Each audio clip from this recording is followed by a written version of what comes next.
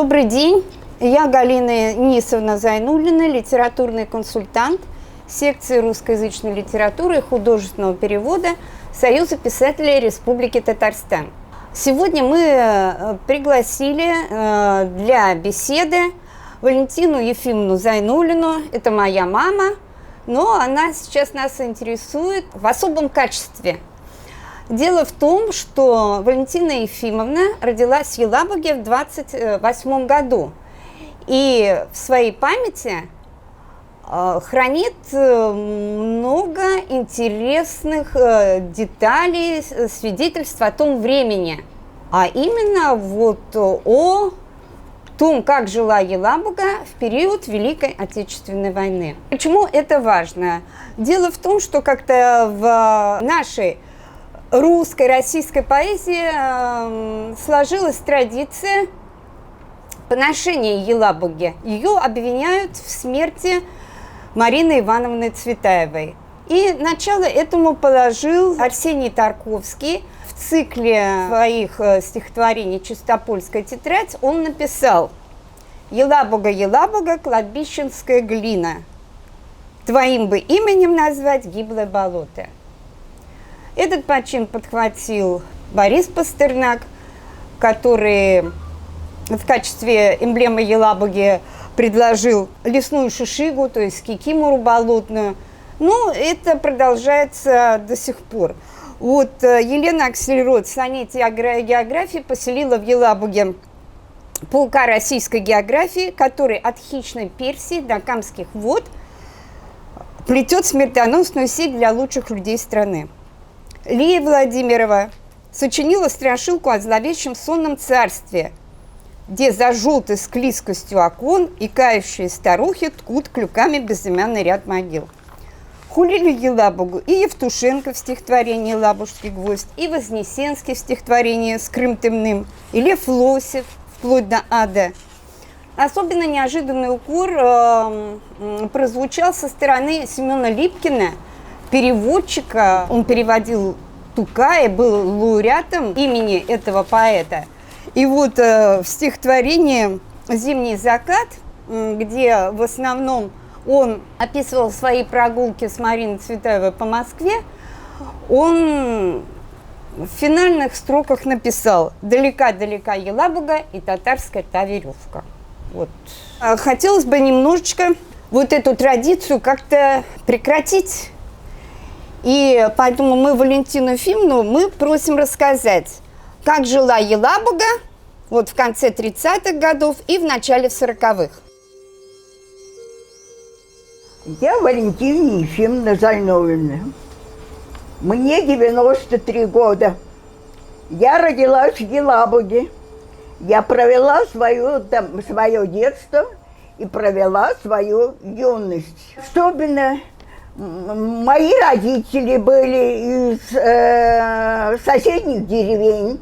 Они были простые люди. Мама была домохозяйкой.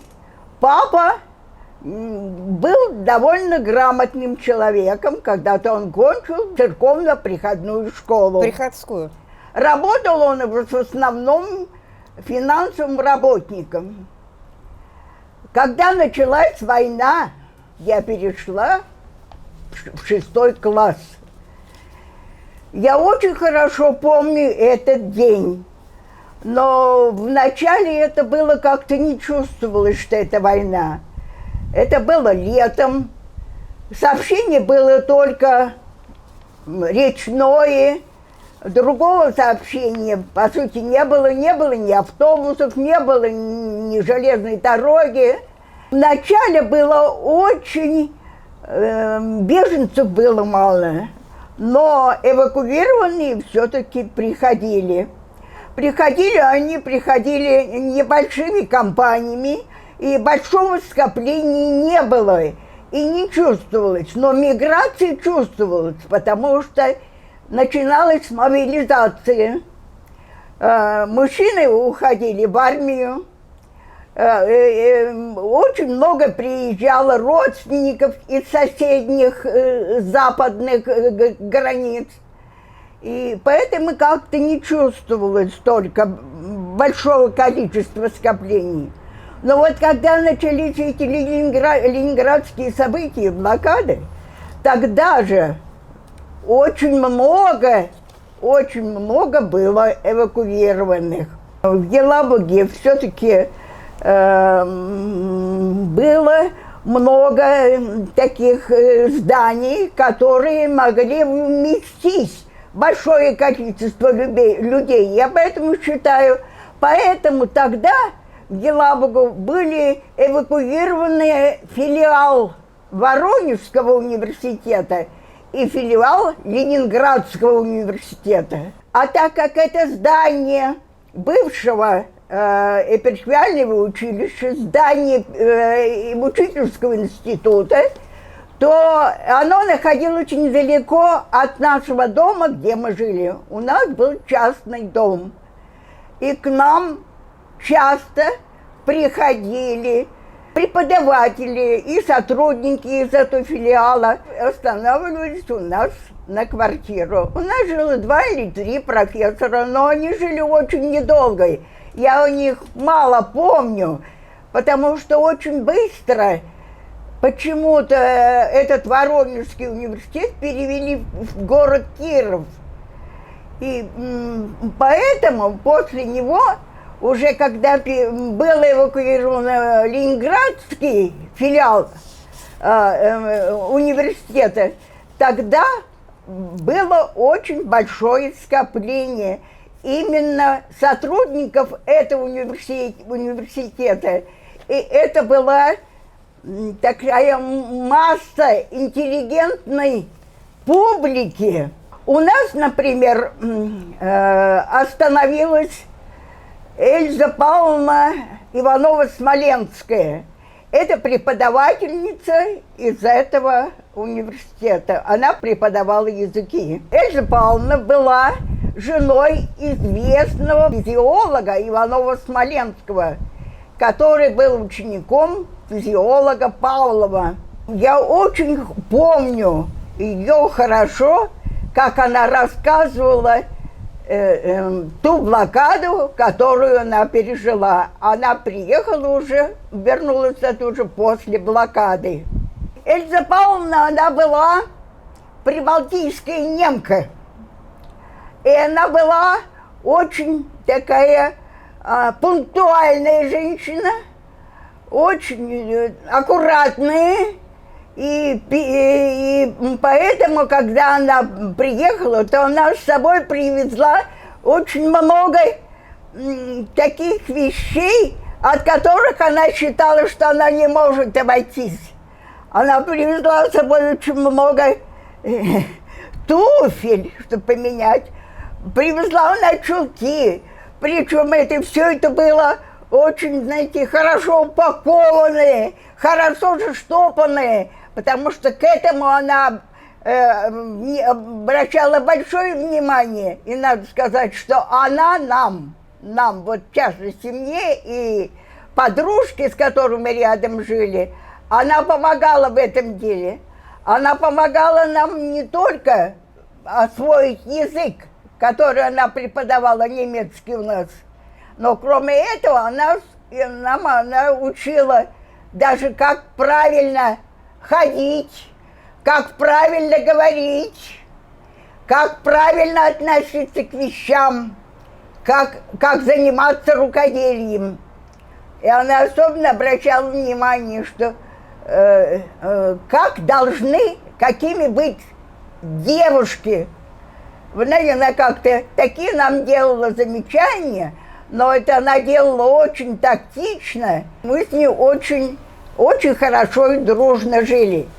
И после того, как окончилась война, ее сразу не смогли эвакуировать, потому что тогда было гонение, потому что она была немка.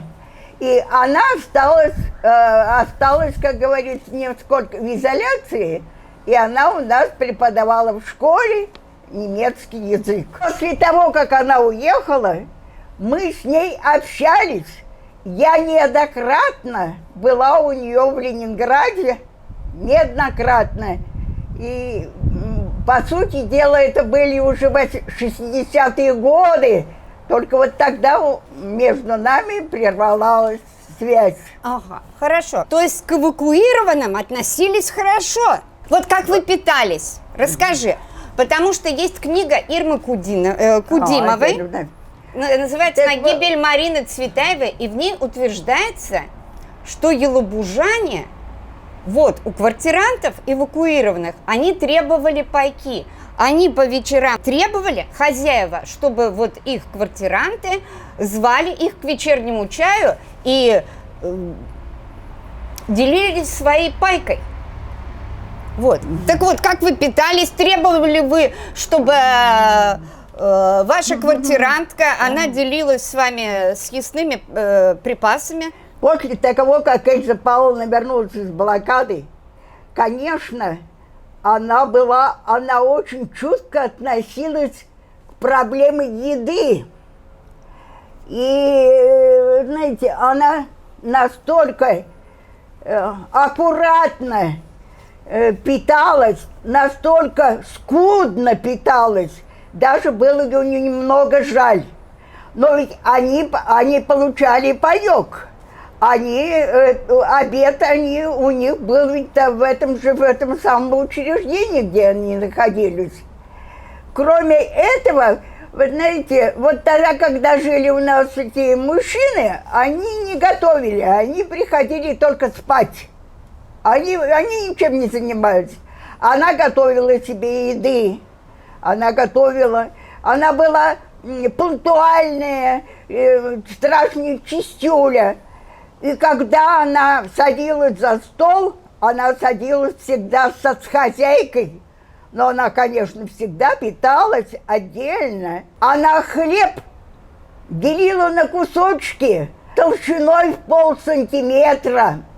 Намазывала их слегка маслом, которое она покупала, потому что у нее есть деньги, они получали зарплату. Она масло все-таки покупала. А сверху этого кусочка хлеба она клала толстый кусок отварной картофели, свеклы, моркови. И это у нас был бутерброд. Пирожное. Как пирожный, да. Сладкого не было. Чай морковный. Она настолько следила за этим, чтобы у нее не пропала ни одна крошечка. Она собирала каждую крошечку. Но я не знаю, как другие. А вот эти овощи, картошку, морковь, это вы ей давали ей с огорода? Что это у нас это было, и картошка, у нас свой дом, у нас эти были, она этим пользовалась. А вот за масло я знаю, что она платила деньги. То есть Елабуга в годы войны не голодала? Потому что у всех было частное хозяйство, коровы. Вот именно это, понимаете, я жила в таком районе. Все в основном частные, это старая Елабуга. Но я никогда и не видела, чтобы кто-то голодал. Этого я не видела. Я особенно многих я и не знаю. Я как девочка, я общалась со сверстниками в школе. Потому что у нас в нашей школе был ленинградский интернат. Но, может быть, часть ленинградского интерната, по сути дела, они полностью 7 класс наполняли именно эвакуированные дети. Я училась в такой школе, где несколько неполные средние, там было только по 1 классу. И очень мало было учеников. А когда вот появились эвакуированные, то они полностью наполнили нам классы. В основном это были девочки. Они были более уверенные, они более смелые, чем мы. Мы хорошо с ними ладили, у нас никаких конфликтов не было.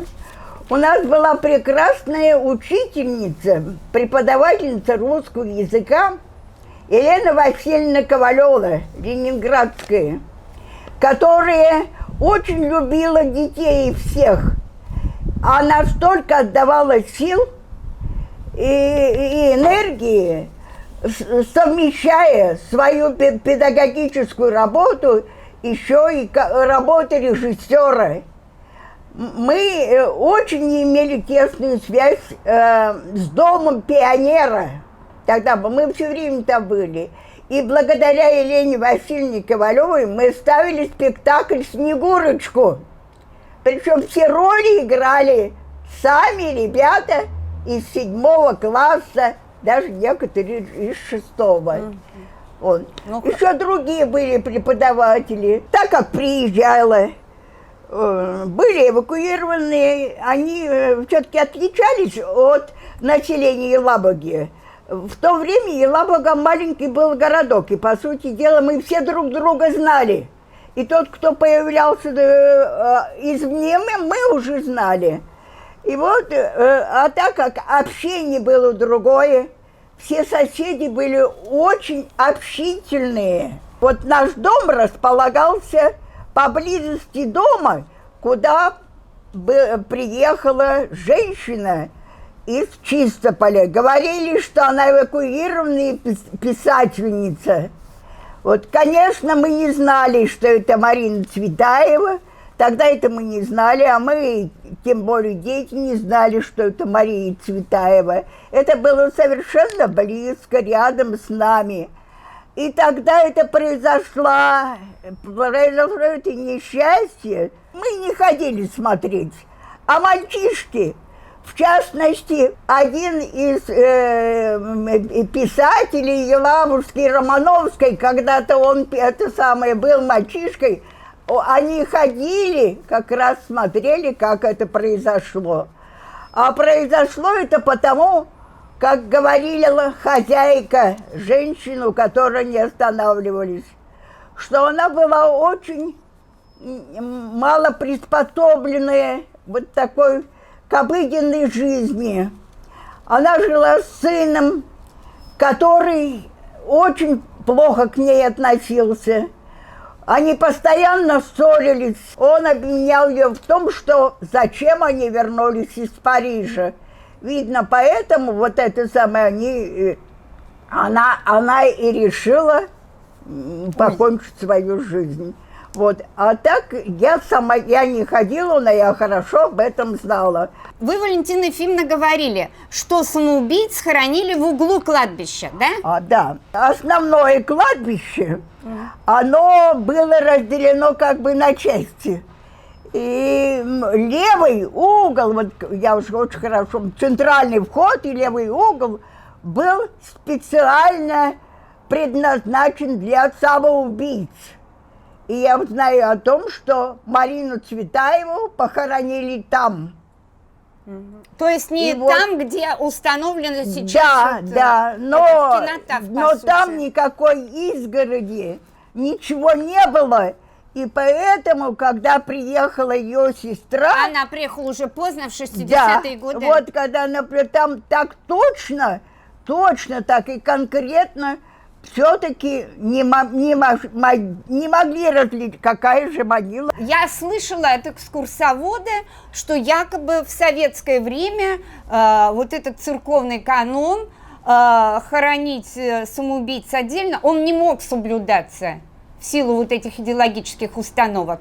Но вы, значит, утверждаете, что все-таки это продолжало соблюдаться, самоубийц хоронили отдельно. В Елабуге жила... нельзя сказать родственница писателя Бунина, но, можно сказать, сводная племянница, да? Людмила Ловскоржевская. Дело в том, что сестра Бунина, Мария Алексеевна, поскольку они были из обедневшего дворянского рода, она вышла замуж за железнодорожника, за путейца Иосифа Ловскоржевского, это был поляк из Белоруссии. И брак этот был, конечно, неравный, и Бунин был очень этим недоволен, он очень жалел сестру, хотя отмечал, конечно, что Иосиф Ловскоржевский был честным и порядочным человеком.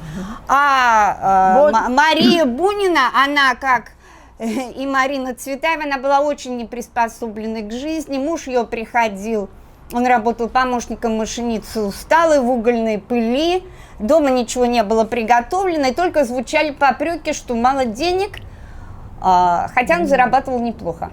как железнодорожник. Естественно, этот брак рухнул, и Ласкаржевский создал вторую семью. Но в 1937 году, когда сгустились над ним тучи, он свою семью, вторую, отправил в Елабугу, да? Когда я училась во 2 классе, к нам приехала семья женщин с 2 детьми. И среди них была вот эта вот девочка Людмила Иосифовна, Ласкаржевская. Мы вместе с ней учились в одном классе. Она так рассказала, что отец ее был железнодорожник, и почему он нас отправил, она никак не могла понять, потому что это был 1937 год.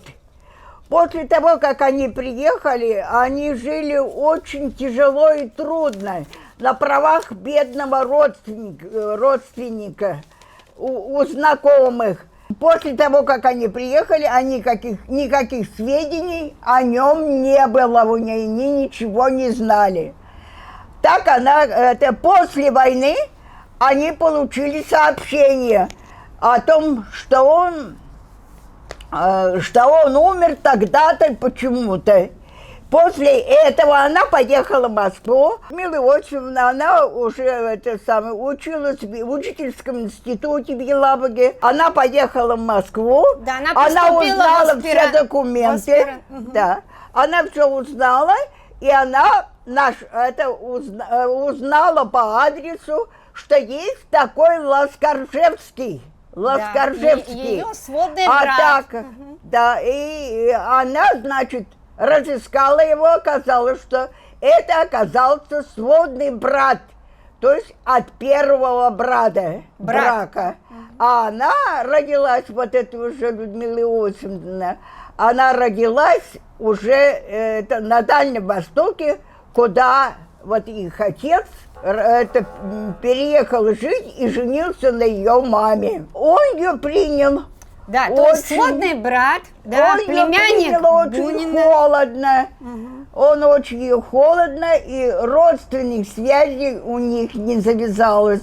И больше у них связей как таковых не было. Он ее не признал как таковой.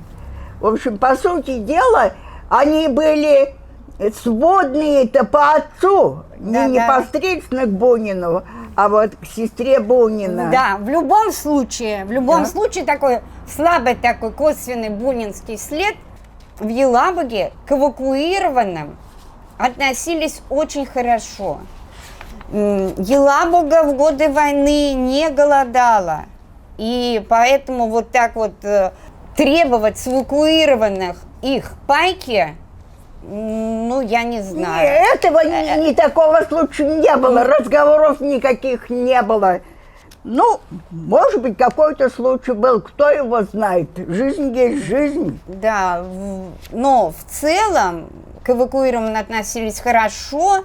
Более того, как Валентина Ефимовна рассказывает, к эвакуированным тянулись как источник культуры, информации. Потому что Елабуга же она не имела железнодорожного такого автомобильного сообщения. Только летом открывались какие-то дороги речные. Уж сколько их упало в эту бездну, разверстую вдали. Настанет день, когда и я исчезну с поверхности земли, и будет жизнь с ее насущным хлебом, забывчивостью дня, и будет все, как будто бы под небом и не было меня. К вам всем, что мне ни в чем не знавшей меры, чужие и свои, я обращаюсь с требованием веры и с просьбой о любви.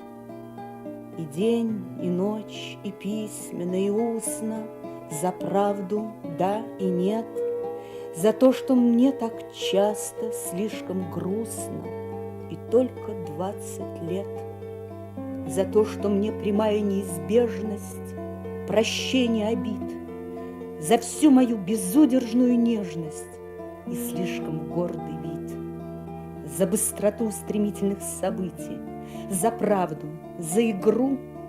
Послушайте, еще меня любите за то, что я умру.